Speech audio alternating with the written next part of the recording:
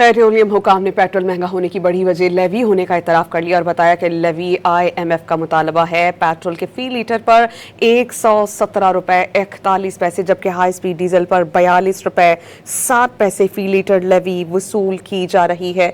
वफाकी वज़ीर petroleum Ali Parvez Malik petroleum stocks को यकीनी बनाने के लिए महंगी पेट्रोलियम मसनूआत खरीदने का एतराफ़ भी कर चुके हैं।